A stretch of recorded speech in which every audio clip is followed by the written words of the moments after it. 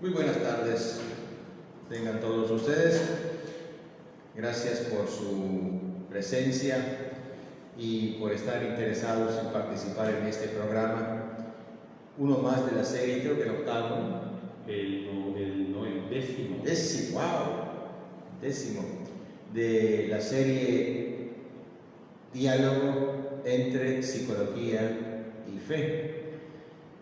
Saludamos y le damos la bienvenida a nuestro amigo y psicólogo de cabecera de esta parroquia, Antonio Alonso Ruiz. Gracias, Tony.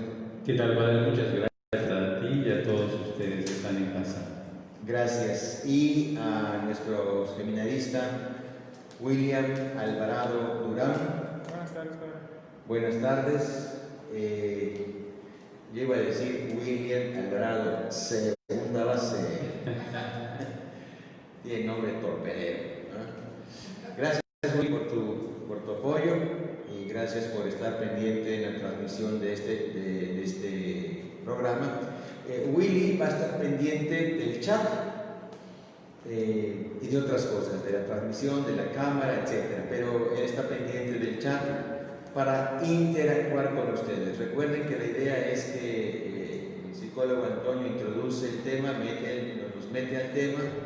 El tema provoca resonancias, se provoca el diálogo entre psicología, es correcto, es lo más interesante. Entre psicología y fe. Es correcto. Y en este diálogo, pues ustedes también están incluidos, ¿no? Entonces, así es. No solamente un servidor es el interlocutor, sino también la idea es que ustedes también sean interlocutores para que el psicólogo Antonio pueda satisfacer sus dudas, sus inquietudes o abundar en algún punto que quieran ustedes que él abunde.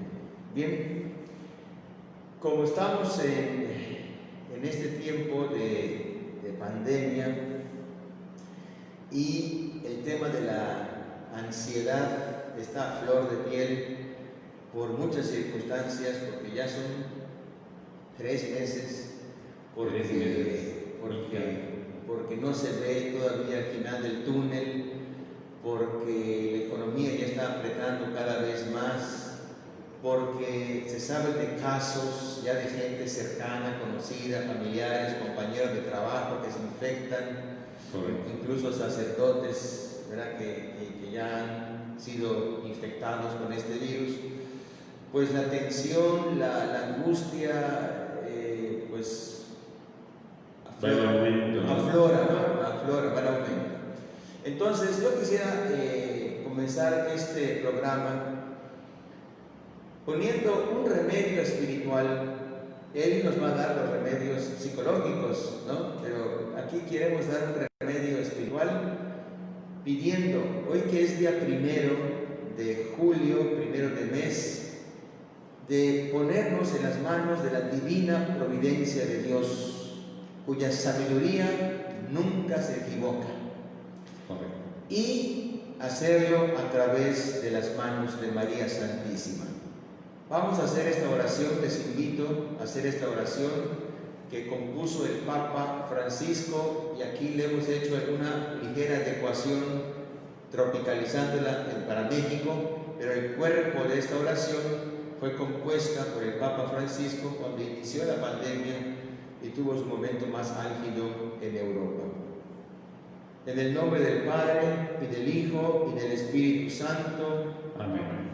Oh María, tú resplandeces siempre en nuestro camino como signo de salvación y de esperanza. Nosotros nos confiamos a ti, salud de los enfermos, que bajo la cruz estuviste asociada al dolor de Jesús, manteniendo firme tu fe.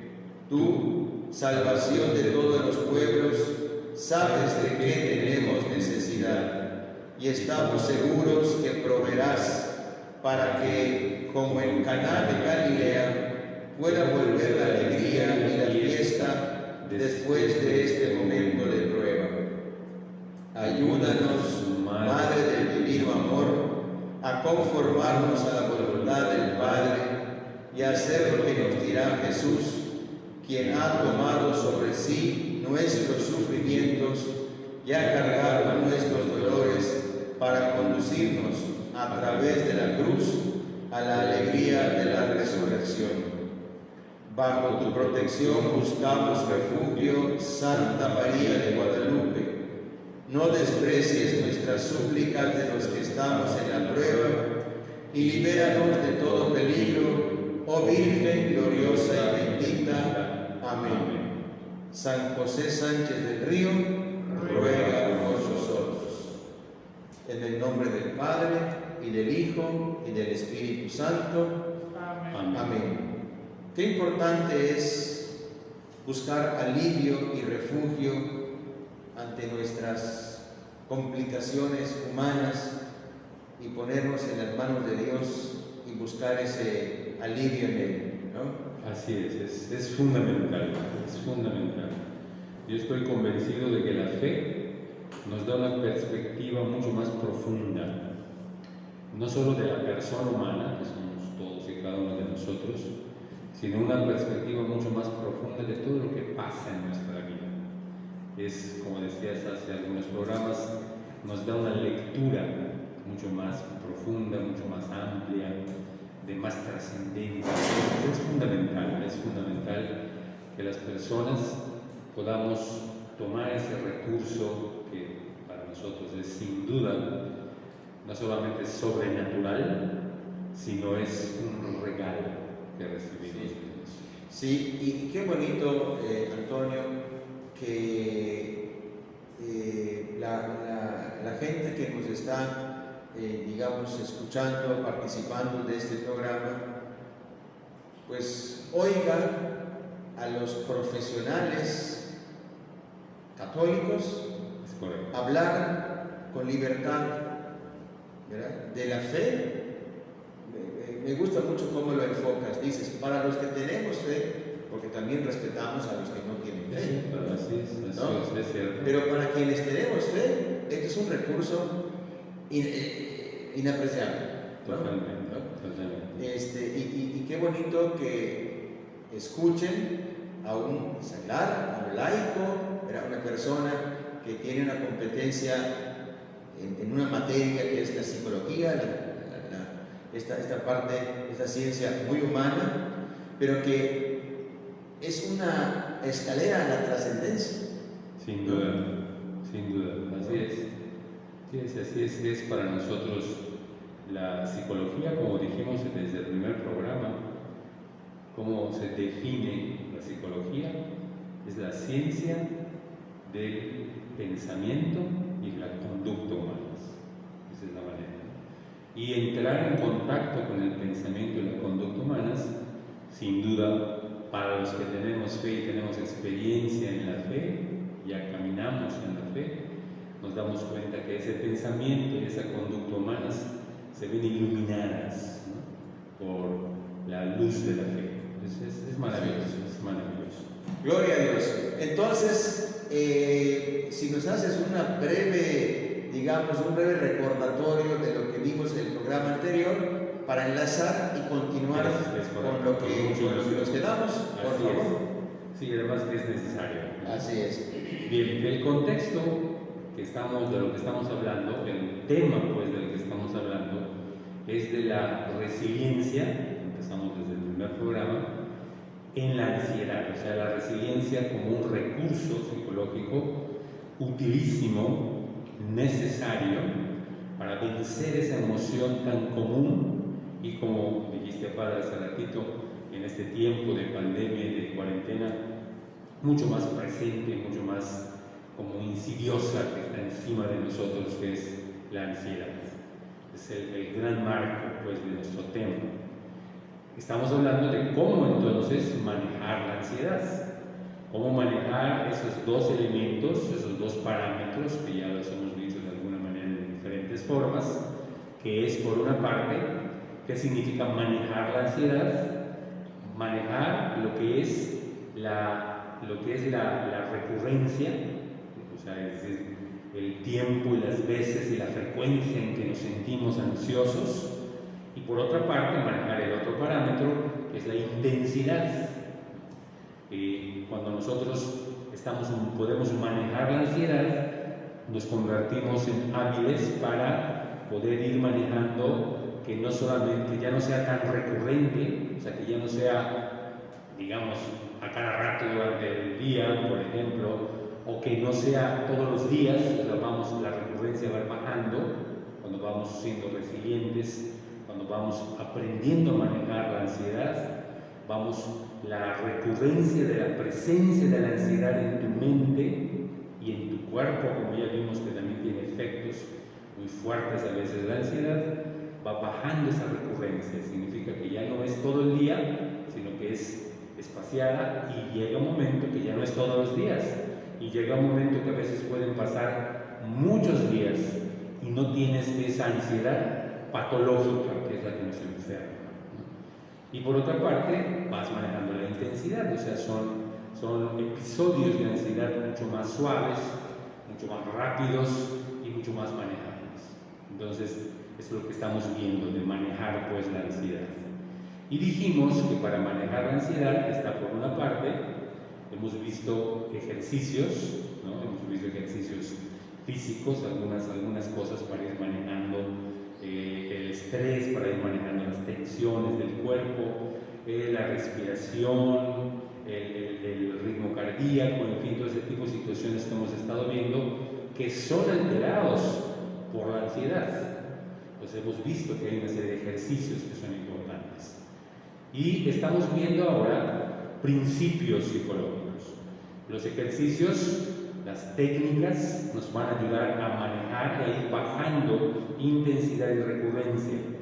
Pero, sin duda, los principios psicológicos son los que te van a ayudar a que eso vaya acudiendo incluso con el tiempo y con la constancia de tu trabajo, de ir aplicando esos principios.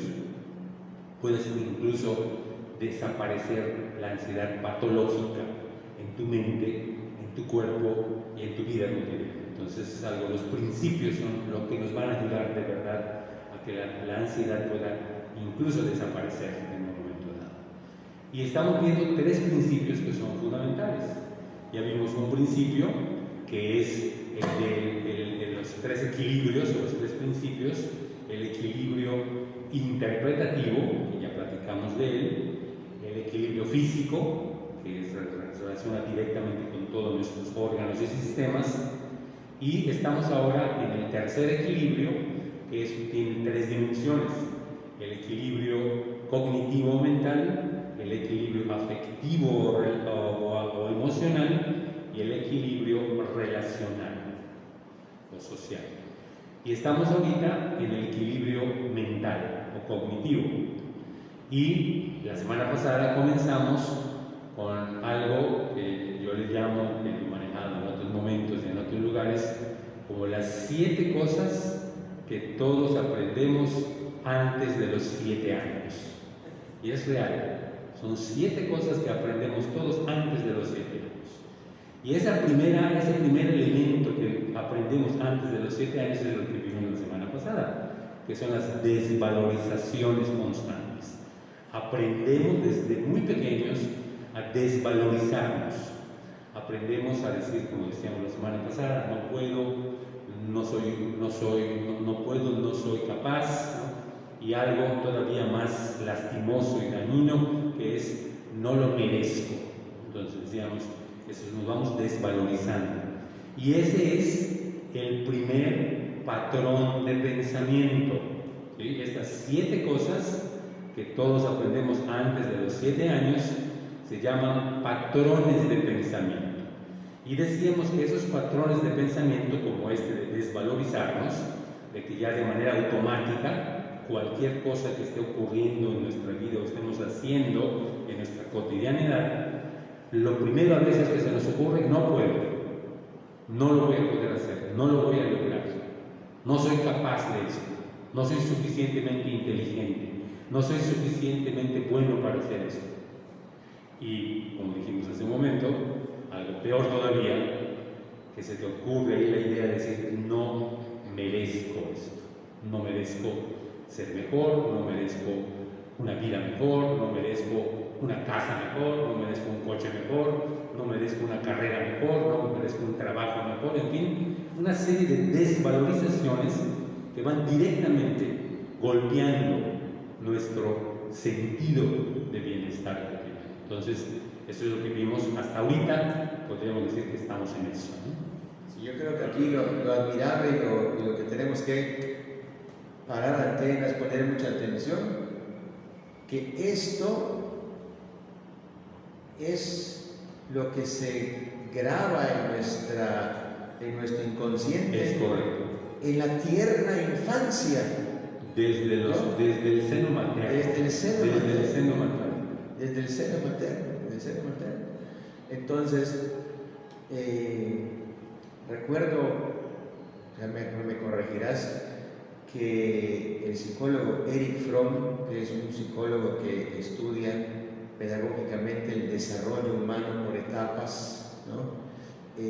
Va hablando de estas cosas, ¿no? De lo que sucede en la tierra, desde la concepción hasta que se nace, desde que se nace a los primeros 3 años, de los 3 años a los 7 años, ¿no? Y cómo se van las 7 etapas. Las 7 etapas, ¿no? De escalerita. Y cómo hay cosas que, estando ya adultos, repercuten, pero que fueron gestadas, digamos, psicológicamente en la infancia.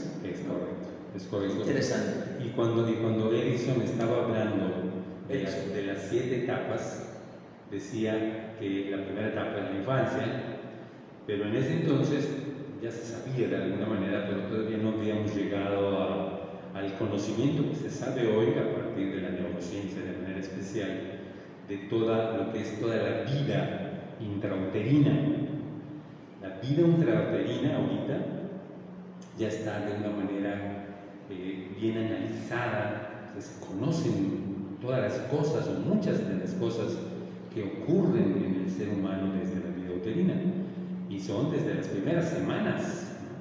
El cerebro, recuerda que desde las 10, 12 semanas el cerebro ya empieza a sensopercibir. 10 o 12 semanas, o sea, ya el cerebro empieza a sensopercibir y ya empezamos a guardar en el inconsciente, empezamos a guardar estímulos y el cerebro empieza a sensopercibir, a recibir estímulos, y el cerebro empieza a guardar información desde esa etapa. Es una cosa verdaderamente maravillosa. Ese es el adjetivo, me parece mejor. Entonces, ya desde ese entonces empezamos a guardar información. Se empieza a guardar información. Precisamente por eso, cuando un psicólogo o una psicóloga tiene una intervención infantil, no directamente con un niño o con una niña, antes de todo eso, el psicólogo o la psicóloga trabaja con los papás para recibir información, ¿no? Y la información comienza desde cómo los papás se llevaban incluso en el noviazgo, cómo se llevaron de novios, cómo llegaron a la decisión de casarse, qué tan fuerte, qué tan literalmente feliz fue esa decisión que tomaron en un momento dado de casarse, y qué tanto planearon el hecho de tener familia, de tener hijos, qué tanto pudieron desear el hecho de tener un hijo, una hija o familia en general. Sabemos, los que somos casados, que es muy difícil decir ahorita voy a tener un hijo, ahorita voy a tener una hija, ¿no? O sea, es muy difícil, pero todos esos previos están estandarizados o asentados en, por ejemplo, el deseo de la pareja de tener hijos, ¿no? Ahorita, con todo su derecho, hay muchas parejas que de antemano dicen no queremos tener familia, ¿no? Cada quien tendrá su opinión al respecto, pero hay parejas que dicen no queremos tener familia. Pero hay otras parejas que desde antes de que nos casemos decimos queremos tener hijos, ¿no? Queremos tener familia. Entonces, ya desde ahí se está hablando de que los hijos de esta pareja fueron hijos deseados y planeados de alguna manera. Planeados no significa van a ser el 14 de septiembre o van a ser el 21 de tal, ¿no? Planeado significa que queremos tener familia, ¿no? Planearlo de otra manera, pues hasta ahorita no he visto que sea tan exacto decir yo voy a tener un hijo o una hija y van a ser tal día, ¿no? Porque aún cuando son las cesáreas que están planeadas, ¿no? La pareja antes del embarazo pues no sabía qué día iba a programar el ginecólogo la cesárea, ¿no? Entonces el hecho es de que en las intervenciones infantiles es muy importante saber todos estos contextos. ¿Por qué? Porque todos esos contextos, vamos a llamarlos felices, van a impactar de manera positiva en el bebé o en la bebé. O todos esos contextos problemáticos, conflictivos, no deseados, desagradables para la pareja, para el papá o para la mamá, van a impactar también de manera negativa en el bebé o en la bebé. Entonces, ese es un contexto muy, muy interesante. Entonces, cuando estamos hablando ahorita, ¿no? ¿Cuántos años tienes tú? X años. ¿Cuántos años tengo yo? 62, el padre tantos, el fulano tantos. Todos esos años están cargados de información, ¿no? Entonces, lo que hoy estamos viviendo, es decir, lo que estamos pensando, lo que estamos sintiendo, cómo estamos reaccionando, lo que estamos decidiendo y comportándonos, no es arbitrario y no empezó ahorita, sino que hay una historia. Y todo esto es lo que realmente nosotros tenemos que ir aprendiendo, ¿sí? Y esta historia que es en la mente de las personas, se van formando, como dijimos desde la semana pasada, en lo que se llaman patrones de pensamiento, ¿no? Toda esa historia, toda esa información que tú tienes del seno materno, el cerebro la ha ido organizando. ¿Y cómo la organiza? Principal y fundamentalmente a través de patrones de pensamiento. Y esos patrones de pensamiento dijimos que son líneas neuronales literales que están en el cerebro, estructuradas, todas y cada una de ellas por el cerebro. Y esos patrones de pensamiento se convierten en pensamientos que tenemos redactados en nuestro diálogo interno.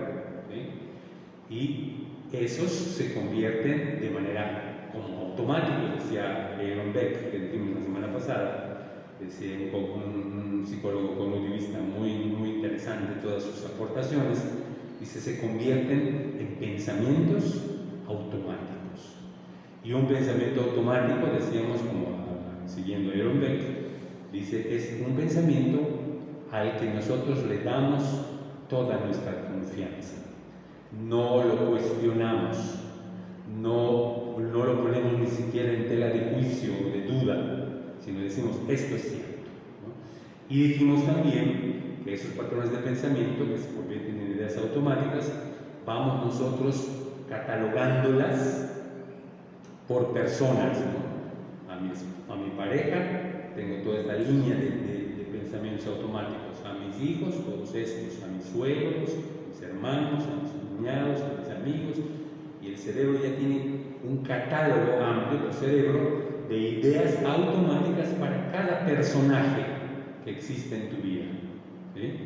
Y esos pensamientos automáticos, de los que estamos hablando ahorita, que son precisamente pensamientos que sin duda han causado conflicto en tu vida y en la vida de relación con los demás. Entonces, es por eso muy importante que ubiques esos pensamientos. Decíamos la semana pasada, un ejercicio muy interesante, como lo dijimos de la semana pasada, es, por ejemplo, el primer pensamiento automático y el primer patrón de pensamiento que se llama la desvalorización constante, es que tú vayas ubicando cuáles son esos pensamientos con los que te vas desvalorizando constantemente y que tú los ubiques tal cual los tienes redactados en tu mente, en tu diálogo interno.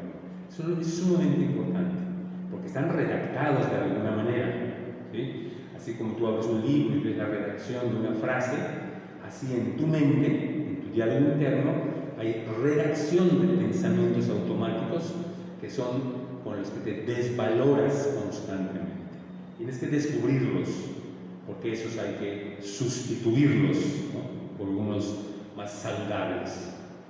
Entonces, esto del pensamiento automático era el primer punto de los 7, ¿no? El primer pensamiento automático o patrón de pensamiento más común es el de las desvalorizaciones constantes. Es lo que vimos la semana pasada. Perfecto. ¿Sí? Y hay otros 6. Hoy vamos a ver algunos más. El siguiente patrón de pensamiento que lo tenemos ya muy bien redactado allá, que se llama preocupaciones anticipadas. O sea, nos preocupamos anticipadamente de las cosas. El Evangelio dice que a cada día le basta su propia preocupación. Cada día tiene su propio afán. Su propio afán. Así es. Ese es totalmente cierto. Entonces, hay un dicho también de un escritor británico muy interesante, todos sus escritos. De hecho, era un sacerdote anglicano, muy interesante. Decía que la persona que piensa mucho no tiene nada más que pensar que sus propios pensamientos. O sea, estamos pensando y pensando y pensando constantemente, y eso hace que nos sintamos sin duda angustiados. Y no solamente angustiados en la mente, sino también cansados. Es un desgaste físico. Hay gente que dice, me siento cansado y no he hecho nada. O sea, Correcto, es correcto. Los pensamientos, el pensamiento acelerado, ¿sí? Es algo que verdaderamente desgasta mental, emocional y físicamente. Desgasta a la persona. Habíamos mencionado en algún momento la cantidad de pensamientos, no sé si recuerdas, la cantidad de pensamientos que elabora tu cerebro en un día, en 24 horas, en un periodo de 24 horas. La neurociencia, a través de algoritmos y un montón de cosas que hacen ellos y que les ha ayudado a descubrir muchas cosas, han podido de alguna manera determinar que nuestro cerebro provoca o elabora más de 50.000 pensamientos al día. Es una cantidad increíble, ¿no? Que si nos los ponemos a contar 1, 2, 3, no la terminamos en 15 cuántos días. 50.000 pensamientos al día elabora el cerebro humano. Cuando nosotros tenemos ansiedad, ¿sí? Cuando nosotros nos preocupamos anticipadamente por las cosas, significa que tenemos lo que se llama el síndrome, que eso es interesante verlo en otro momento, con más detalle, el síndrome del pensamiento acelerado. Y ese síndrome tiene como tal, tiene muchas otras síntomas y cosas que van afectando y impactando nuestra sensación y nuestro sentido de bienestar. Entonces, el cerebro empieza a acelerarse y lo que dicen también los especialistas es que si nosotros, el cerebro provoca o elabora 50.000 pensamientos al día en una situación normal, un día normal, por decirlo así, cuando tenemos este síndrome de pensamiento acelerado, es decir, que nuestro pensamiento, nuestros procesos mentales están muy acelerados, están muy estresados, están muy ansiosos, puede duplicar o triplicar esta cantidad. Pues imagínate, 100.000 o 150.000 pensamientos, la persona queda totalmente ansiosa, queda totalmente agitada, ¿no? Mental e incluso físicamente. Y todo esto se provoca por el pensamiento anticipado, o sea, queremos anticiparnos.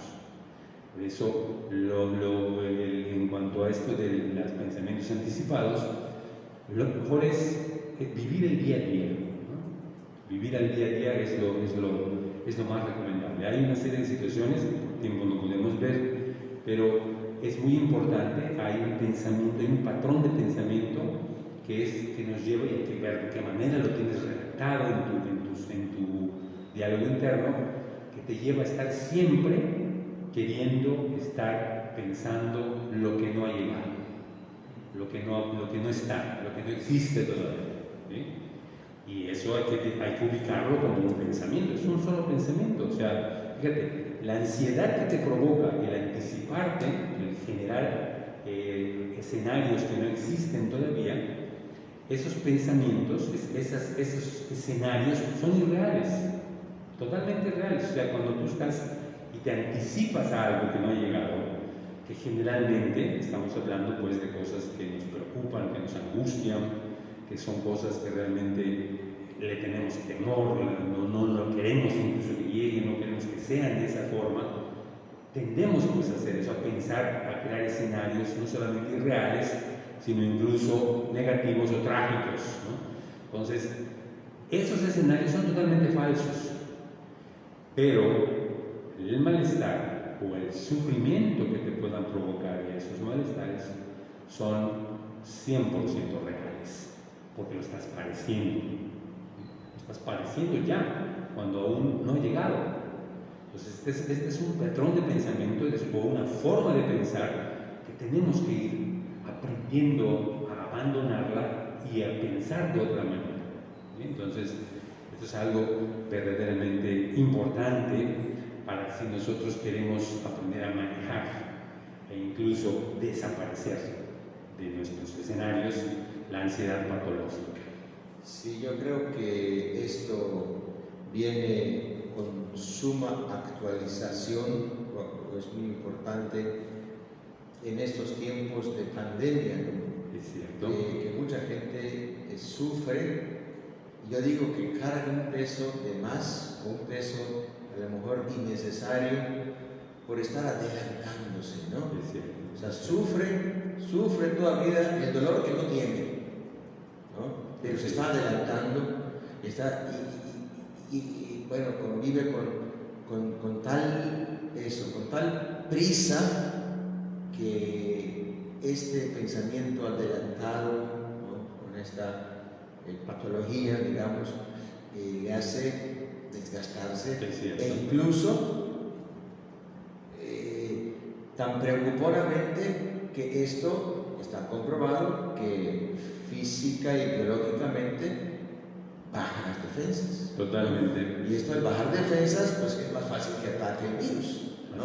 O el cuerpo le ofrece menos resistencia porque el sistema inmunológico, que es la autodefensa, está debilitado. ¿Por qué? Por estar pensando y repensando. Por eso lo más saludable, entre muchas otras cosas que se pueden ver para trabajar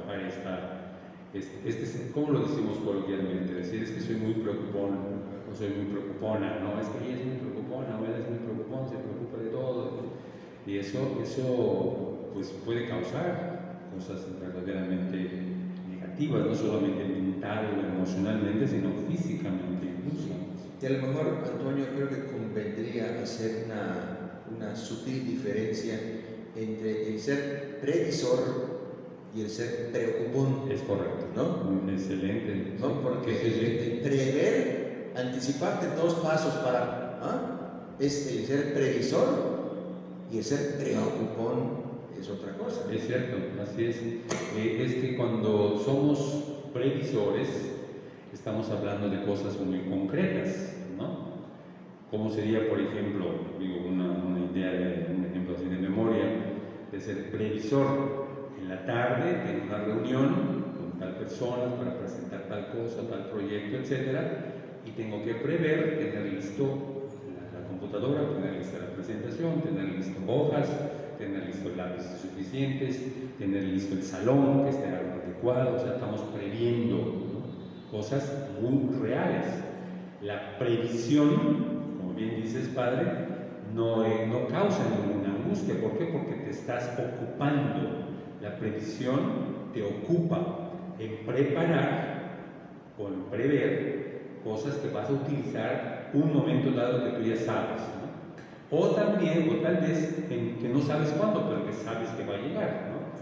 Por ejemplo, algo que pasó, me acuerdo al principio de la pandemia, se decía que iba a haber desabasto de agua y no sé qué tantas cosas. ¿Qué es lo que hicimos algunos? Pues vamos a prever, tengo 4 garrafones, voy a tener llenos mis 4 garrafones para prever cualquier cosa en el futuro, pero son cosas reales, ¿no? No estás preocupándote por cosas que ni siquiera existen todavía y no sabes siquiera van a venir, y que generalmente son cosas que no dependen de ti, ¿no? Prever es algo que depende de ti. Preocuparte simplemente, de manera adelantada, te estás preocupando por algo que a lo mejor no solamente no existe, sino que ni siquiera depende de ti. A lo mejor voy a dar un ejemplo, creo que muy concreto. Cuando apenas comenzaba la pandemia, los primeros finales de febrero, principios de marzo, sí. En Mérida ya se veían compras de pánico, ¿cierto? de papel higiénico y de cosas que pasó? nada que ver, ¿no? Así es. Nada que ver. O sea, que hubo gente que, yo digo, se preocupados, se pánico, de ¿no? pánico, totalmente. Y hizo estas compras de pánico, hasta salieron muchos memes en las redes sociales del tema del papel. Oye, es que hasta ahorita, digo, no se supo claramente ni se sabe por qué compraban tantos rollos de papel, o sea, Exacto, son cosas que no tienen mucha lógica, ¿no? Pero, y esa es la preocupación, o sea, la preocupación anticipada y innecesaria nos hace hacer cosas completamente irracionales o ilógicas, ¿no? Bien, entonces, las preocupaciones anticipadas es lo que te lleva entonces a pensar de manera innecesaria cosas que no existen, que no dependen tal vez de ti y que hay que aprender, por una parte, a ir pensando menos, o sea, no ser tan preocupona, estar pensando y dándole vueltas tanto a alguna cosa. Y una cosa muy concreta que nos puede ayudar a no ser a este patrón de pensamiento de preocupaciones anticipadas es ocuparte más que preocuparte. O sea, ¿cuáles son las cosas que dependen de ti y en las que te puedes ocupar? Esto, pues hazlo, ¿no? No dejar cosas pendientes en lo que esté en la posibilidad en tus posibilidades, ¿no? O sea, irte ocupando. Ocuparse no provoca en absoluto ninguna angustia. Cuando estás ocupada en algo, aun cuando sea algo que sea difícil, aunque sea algo complicado, aun cuando incluso podría ser algo que no te gusta mucho hacer, pero estás ocupada haciendo esto, no te va a generar ninguna angustia.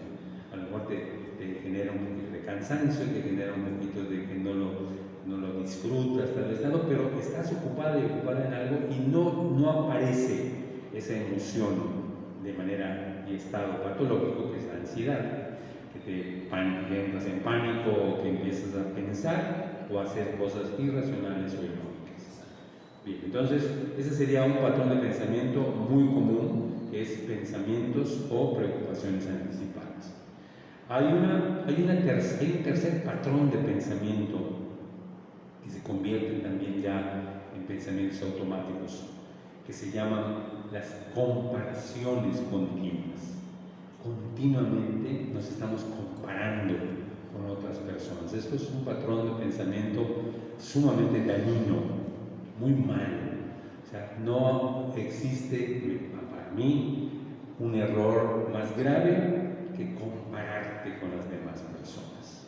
Sí, aprovechando esto, así como hace un rato dije en el anterior patrón de pensamiento, que a cada día le bajan sus propias preocupaciones, en esta, el diálogo de psicología con la fe puede decir, o dice, o afirma, que cada uno de nosotros es único e irrepetible ante los ojos de Dios. ¿No? Entonces, tú no tienes por qué estar buscando en otro o en otra persona digamos, tu felicidad o tu objetivo. Para los que tenemos fe, nuestra referencia es Jesucristo. Sin duda. El hombre perfecto. Sin duda. Sin 22, ¿no? Sin duda. Y fíjate que cuando nosotros, por ejemplo, nos comparamos con otra persona, ¿sí? ¿Qué es lo que suele ocurrir? Por una parte, cuando tú te comparas con otra persona, lo que suele ocurrir es que va generando en ti cierta frustración, porque empiezas a darte cuenta o a pensar de manera equivocada que no tienes las mismas cualidades que esa persona, concretamente, que no tienes lo que él o ella tiene, que no sabes lo que él o ella tiene y que no puedes lo que él o ella puede. Entonces pues empezamos la comparación, generalmente salimos perdiendo. En las comparaciones que hacemos con los demás, comúnmente nosotros tenemos un déficit en nuestra contra, ¿no? Y entonces lo que originalmente comenzó por admirar a una persona con la cual te querías comparar y querías saber o poder lo que esa persona puede, sabe o tiene, llega un momento que en lugar de convertirse en un modelo, se convierte en un rival difícil de vencer. Y entonces salen una serie de ideas, y por supuesto yo he oído muchas cosas al respecto de esto, donde dicen, es que es injusto, porque yo no puedo lo que puede, porque no tengo lo que tiene, porque no sé lo que sabe. Y nos empezamos a sentir víctimas, ¿no? Que es otro triángulo interesante que aparece con todo este tipo de situaciones que podemos ver, que es el triángulo del drama, se le llama, cuando eres víctima, cuando eres salvador o cuando eres victimario, perseguidor. Entonces, nos empezamos, pues, todo por donde empezó, por compararte. No te compares con nadie. Las comparaciones continuas entre personas, generalmente, por no decir siempre, no traen cosas buenas ni beneficios para nadie. Entonces, no te compares. La comparación, de alguna manera, podría ir y surge a partir de la desconfianza de uno mismo. Cuando no tienes confianza en ti mismo o en ti mismo de que tú eres capaz de hacer las cosas a la forma que tú puedes hacerlas. Y no tienes por qué estarlas comparando con nadie ni estarte comparando con nadie.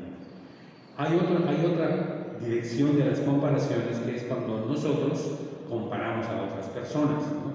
Por ejemplo, algo que ha causado mucho daño, que todos lo hemos oído, tal vez en nuestras propias familias, o lo hemos oído en otros casos, cuando, por ejemplo, los papás comparan a los hermanos. Es que si fueras como tu hermana, es que si fueras como tu hermano, es que deberías de aprender de tu hermano, que es una maravilla, es que no sé qué. Y entonces esto, sin duda, en lugar de ser motivador, es devastador. Es devastador para las personas con las que estás comparando, ¿no? Entonces, no hay que compararse. Y nosotros tendemos a tener un patrón de pensamiento que es compararnos continuamente. Sí. Los que venimos de familias numerosas, que tenemos hermosísimos recuerdos, pero también experiencias de esto, ¿no? Que involuntariamente, al querer motivarnos, en realidad lo que pasaba era nos confrontaba. Exacto. ¿No? Y necesariamente, como decías, veíamos en aquel que nos ponen como ejemplo el rival, ¿no? Como aquel programa, el rival más fuerte. Exactamente. El rival más fuerte. Fíjate que en aquellos años mozos, cuando asesoraba al movimiento familiar cristiano, que es un apostolado muy bonito de matrimonios, que aquí en la parroquia estamos teniendo también, por cierto, el MFC. Hay un tema que me gustaba mucho, porque así se enunciaba, así se llamaba. Hombre, mujer, viva la diferencia.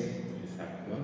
Y establecía las diferencias físicas, psicológicas, mentales, biológicas, afectivas y espirituales del hombre y la mujer. Y por lo tanto, ante esta realidad de descubrir que somos diferentes, viene otra palabrita mágica, coloquialmente hablando, ¿no? Entonces, si somos diferentes, Dios nos hizo diferentes para complementarnos. Es correcto. De manera que las cualidades que tú tienes y que yo no tengo, no son para que yo me sienta menos, sino para que tú me complementes a mí. Y las cualidades que yo tengo y tú no tienes, no es para que te sientas amenazada por mí, o yo me sienta más que tú, o me sienta más que tú, sino es para complementarnos, ¿no? Entonces, esta figura a mí me gusta mucho y viene a mi mente a propósito de lo que tú dices, ¿no? Totalmente, porque las comparaciones, de alguna manera, nosotros estamos sintiéndonos menos que el otro. Entonces, como yo me siento menos que él o que ella, entonces yo tengo que alcanzarlo, como si fuera una carrera, ¿no? Fíjate que en eso de las comparaciones hay una cosa que es un ejemplo, es un tipo de anécdota. Aquel nadador muy famoso que fue Phelps, ¿te acuerdas? Se llamaba el Tritón, no sé qué tantas cosas, rompe muchos récords, etc. Y una vez le preguntaron a Phelps, que quién era con el que se medía o con quién era su parámetro para poder ir alcanzando y poder ir superando, ¿no? Y él, con mucha sencillez, dijo: nadie, yo soy mi propio parámetro. Si hoy nadé tanta distancia en tantos minutos, yo digo, mañana voy a bajarlo 10 segundos o 15 segundos, ¿no? Entonces dice, yo soy mi propio parámetro. Y eso es cierto, eso es real. O sea, no tienes por qué compararte con nadie. Tú mismo eres tu parámetro a seguir, ¿no? Eres tú mismo en ese sentido, eres el modelo a seguir.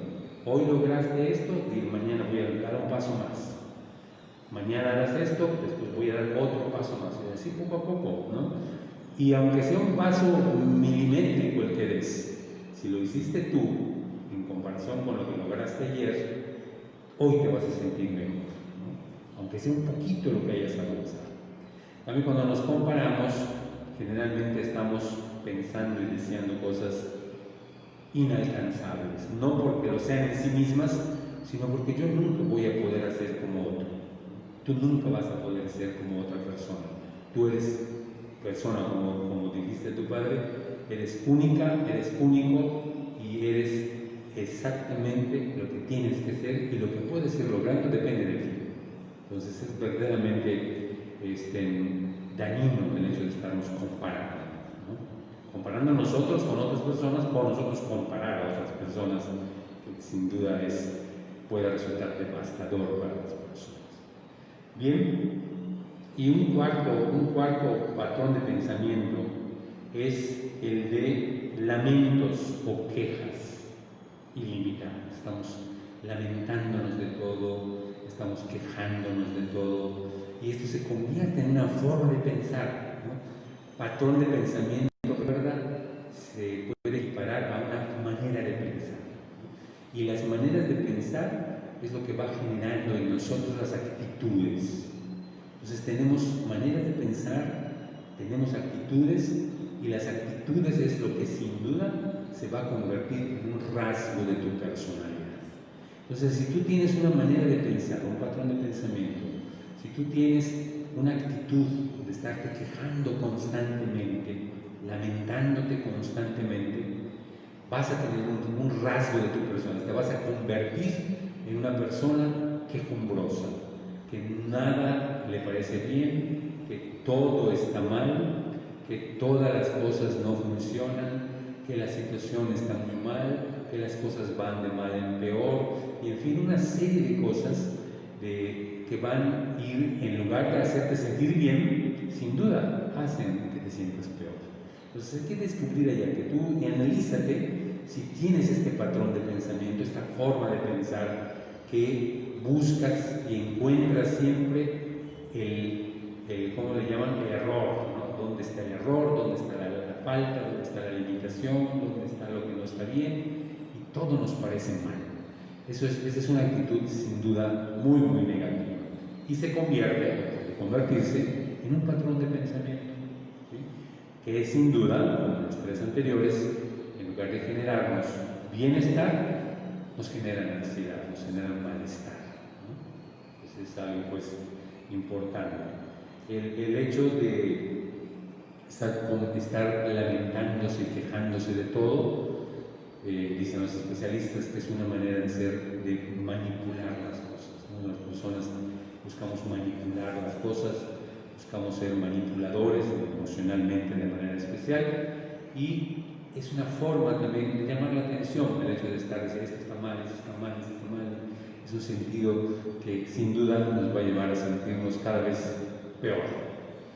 Sí, en las dinámicas comunitarias, puede ser en una familia, puede ser en un grupo de amigos, puede ser en un grupo de trabajo, puede ser en una comunidad parroquial. ¿Qué daño hace, o cuánto atrasa, o cómo, digamos, complica las relaciones interpersonales una persona así? Es cierto, es cierto. Porque es el negativo, es el que desmoraliza, es el que atrasa los avances de las cosas que pueden hacerse más ágiles, ¿no? Es correcto. Sí, porque cuando nos parece algo que está mal, ¿sí? Generalmente este patrón de pensamiento de las quejas y lamentos continuos, generalmente nos quedamos allí. Eso es un patrón de pensamiento que nos vuelve muy negativos ante todos y ante todo. Ahora, si tú en un momento dado descubres que hay algo, estamos, por ejemplo, como tú dices, en una reunión de trabajo o en una reunión en la parroquia, estamos platicando algo, alguna situación, y tú descubres algo que podría ser mejor, ¿no? Que fíjate que ahí ya desde entrada hay una perspectiva diferente. No es lo mismo decir esto está mal a decir esto podría ser mejor, ¿no? Y ahí ya hay un aspecto muy positivo. Y el siguiente paso es decir, esto podría ser mejor de esta manera, ¿no? Es lo que se llama específicamente ser propositivo, ¿no? Por ejemplo, en el proceso de madurez, uno de los grandes valores que las personas tenemos que alcanzar como signo de madurez es, sin duda, sentido crítico. O sea, no es simplemente decir, bueno, entonces, para que yo no me esté quejando y lamentando, pues voy a decir que todo está bien, voy a decir que todo estoy de acuerdo. No se trata de eso, porque hay un elemento muy importante que es el sentido crítico.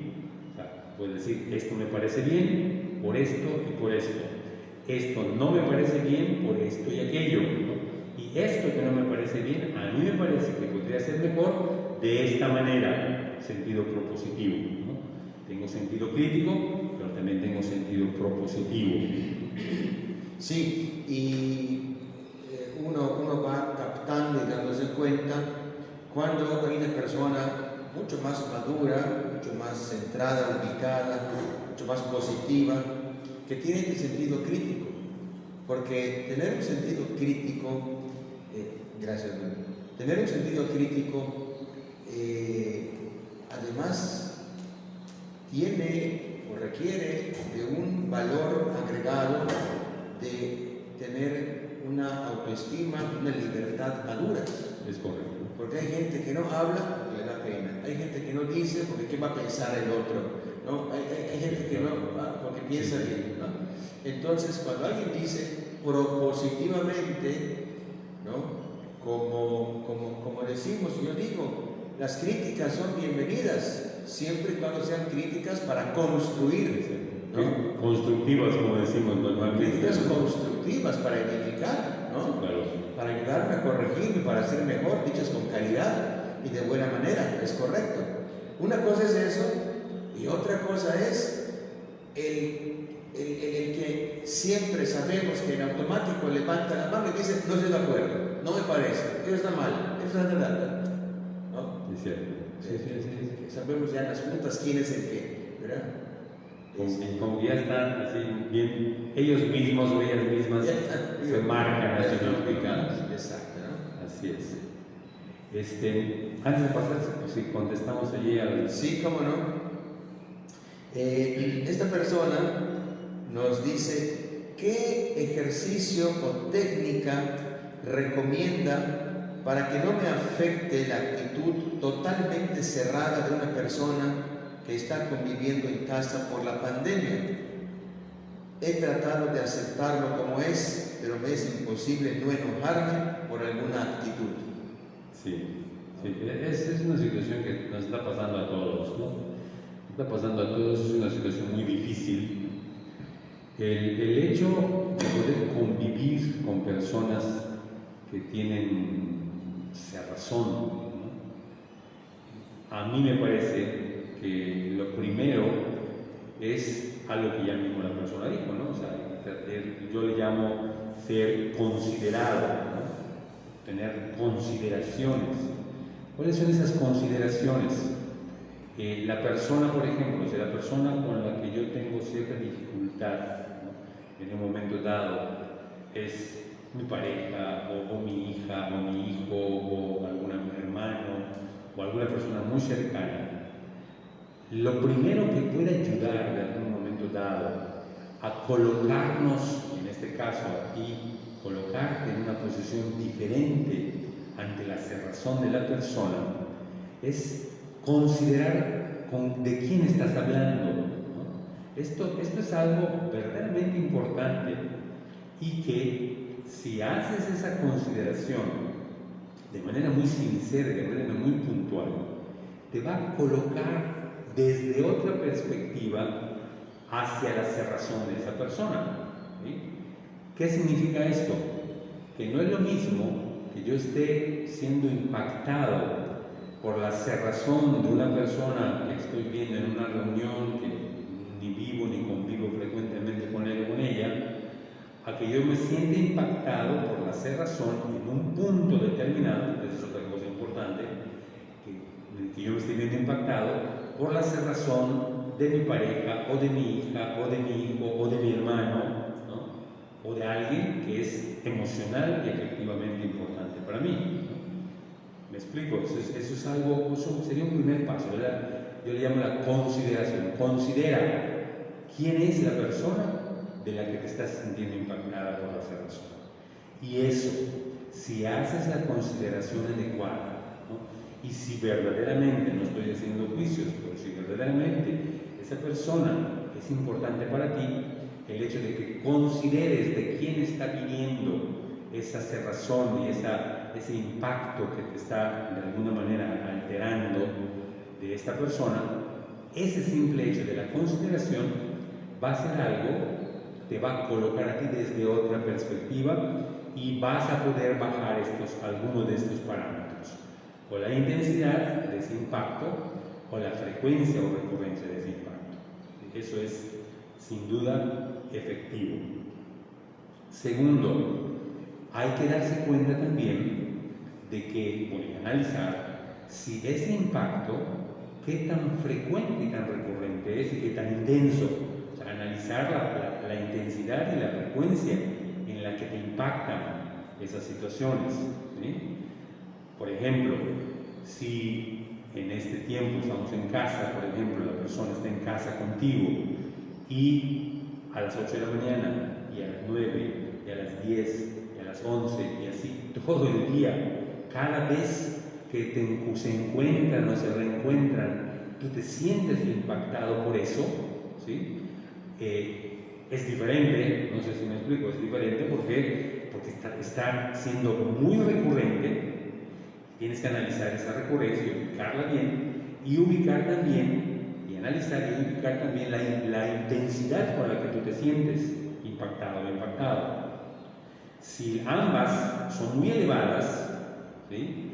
Ahí me parece que sin duda hay que sentarse y específicamente hablar las dos personas, decirle, mira, me estoy sintiendo muy impactado, muy alterado o muy alterada, o me estoy sintiendo mal por estas cosas que están pasando. Hay que hablarlas. Hablar las cosas es sin duda uno de los recursos y técnicas, si quieres llamarlas así, más efectivas para poder tratar las cosas. Hay que sentarse y en un clima lo más asertivo posible poder platicar esto, es decir, me estoy sintiendo muy impactado, muy impactada por esto.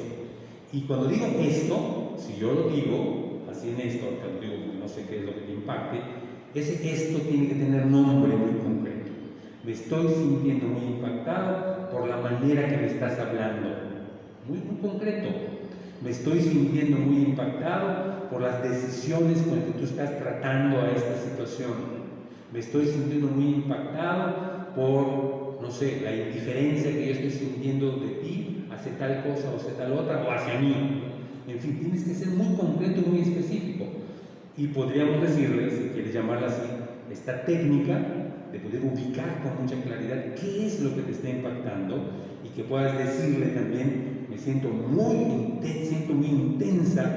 este enojo, por ejemplo, si es enojo lo que te causa, o es muy intensa esta tristeza que me da lo que veo y lo que oigo de ti, o es muy intenso esta confusión que me causa tal o cual otra cosa que estás haciendo. O sea, tienes que poner un nombre muy concreto a las cosas.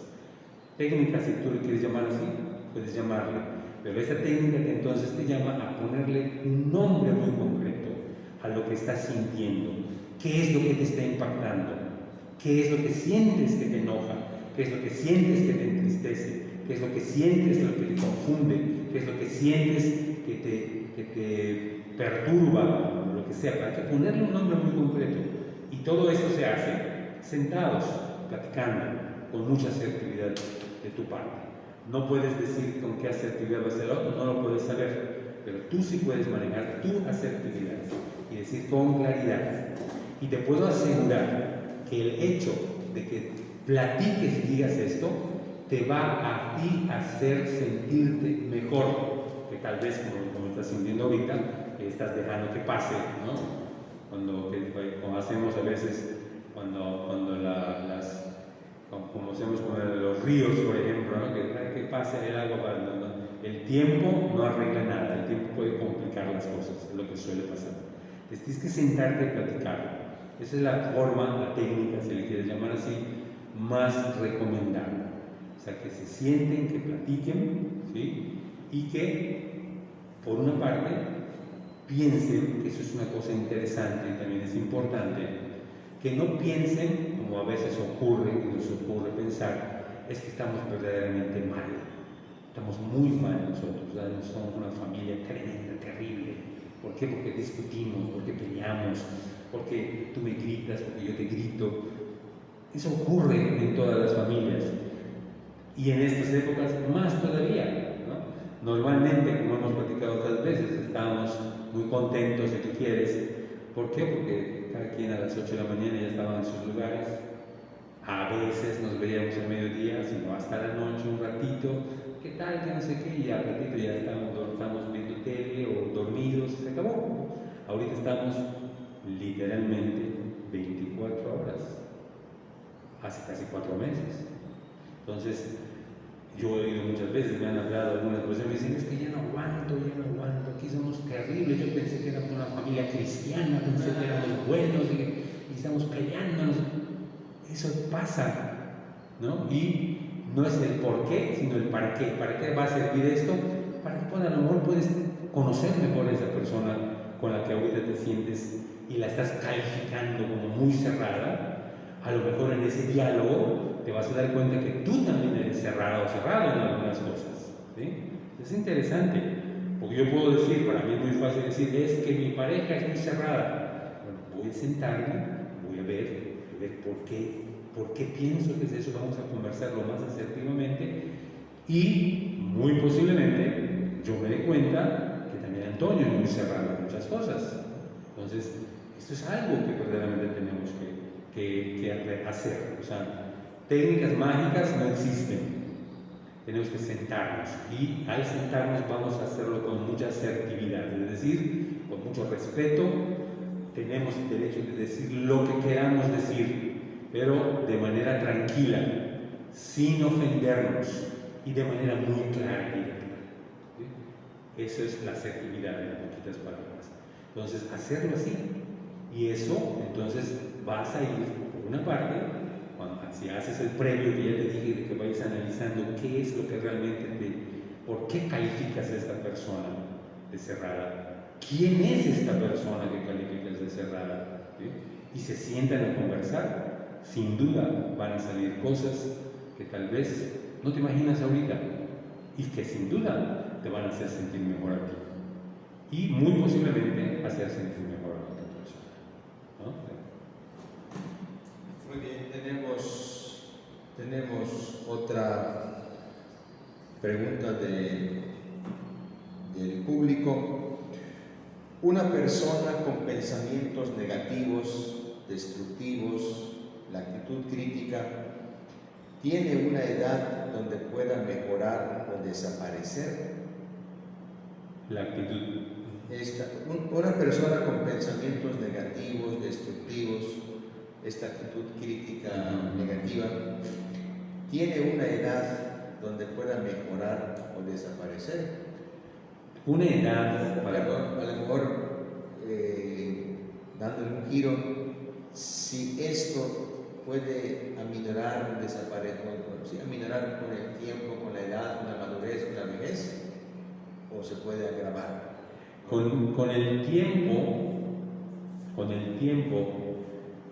nada puede mejorar. Con la madurez, Si la persona entra conscientemente, que es la única manera de entrar a un proceso serio de madurez, sí puede ir cambiando, ¿sí? Por ejemplo, el hecho de sentirse desadaptado.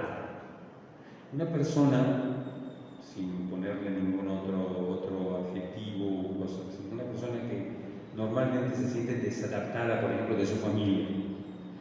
¿Qué es lo que ocurre si la persona no aprende a adaptarse? Con la edad, cada vez va a sentirse más desadaptado. Eso sin duda. Eso le está pasando a muchos abuelos y a muchas abuelas hoy. Que de jóvenes, de adultos jóvenes, de adultos maduros, se sentían desadaptados, por ejemplo, con su pareja o con sus hijos, o cuando ya fueron adultos mayores, con sus nietos, y se sentían desadaptados. ¿Qué es lo que va a pasar con el tiempo? Se van a sentir cada vez más desadaptados. Hasta el momento que la persona, puede ser de adulto joven, puede ser adulto maduro, puede ser adulto mayor, la persona entra en un momento dado, se da cuenta y conscientemente comienza a trabajar en su madurez y entonces comienza a adaptarse, ¿sí? El hecho de, ¿cuál es lo que pone aquí? De negativos, de actitud de crítica, donde puedan mejorar, donde la actitud de crítica y de todo ese tipo de situaciones negativas son sin duda situaciones desadaptativas. Todo lo que nos hace pensar, sentir, hablar de manera negativa es desadaptativo. ¿Por qué? Porque no nos adapta al medio ambiente. Todo lo que nos hace pensar, sentir y hablar y comentar y convivir con los demás de manera positiva, como le llamamos, es adaptativo, ¿no? Entonces, si la persona en un momento dado quiere cambiar, se da cuenta de que puede cambiar y quiere cambiar y lo hace, entonces con el tiempo puede ir mejorando. Pero así nada más que digas, hoy tengo 50 años, cuando yo tenga 65 ya voy a ser maravilloso. No, eso no existe.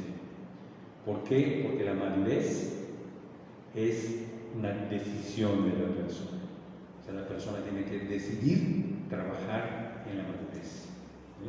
Eso es importante, eso es una decisión. ¿Cuáles son las tres cosas que a mí me parecen muy representativas de la madurez, que nos van a sacar de las actitudes críticas, negativas, destructivas y todo, y desadaptativas, negativos, etc.? La primera, que decidas perdonar. Eso es fundamental para el proceso de madurez. Si tú no decides perdonar, y perdonarte tú misma o tú mismo, y perdonar a las personas con las que vives y convives, y perdonar desde las cosas de todos los días, desde los gestos, desde las palabras, desde las reacciones que a veces tenemos las personas, que no son buenas, que se lastiman, que son groseras incluso. Pero si yo no decido perdonar desde esas mismas situaciones, perdonarme yo, perdonar a la gente con la que perdonar a mi pareja, perdonar a mis hijos, perdonar a la gente con la que vivo y convivo todos los días, desde las situaciones de su propio carácter a veces, ¿no? Y no soy capaz de poder decidir perdonar desde esto, hasta perdonar cosas que a lo mejor son bastante más complejas, ¿no? Como situaciones que ocurrieron tal vez en nuestra vida de pareja, en nuestra vida de familia, etc. No soy capaz de perdonar, no voy a poder madurar nunca. Pues la primera decisión para madurar es decidir perdonar. La segunda decisión que tienes que hacer para poder entrar en un proceso serio de madurez es decidir estar alegre. La alegría no depende del enfrente ni el de a la vuelta. La alegría depende de ti. Tú decides estar alegre. Tienes que decidir estar alegre. Esa es la segunda decisión para madurar. Y la tercera decisión para poder entrar en un proceso serio de madurez es decidir acercarte a los tuyos. Decidir acercarte más a tu pareja. Y no solamente física, sino mental, emocional, actitudinalmente, relacionalmente. Acercarte más a tu pareja, acercarte más a tus hijos, acercarte más a tus hermanos, acercarte más a tus amigos, acercarte más a la gente con la que vives y convives todos los días. Son tres decisiones que tienes que tomar. para entrar en un proceso serio de madurez.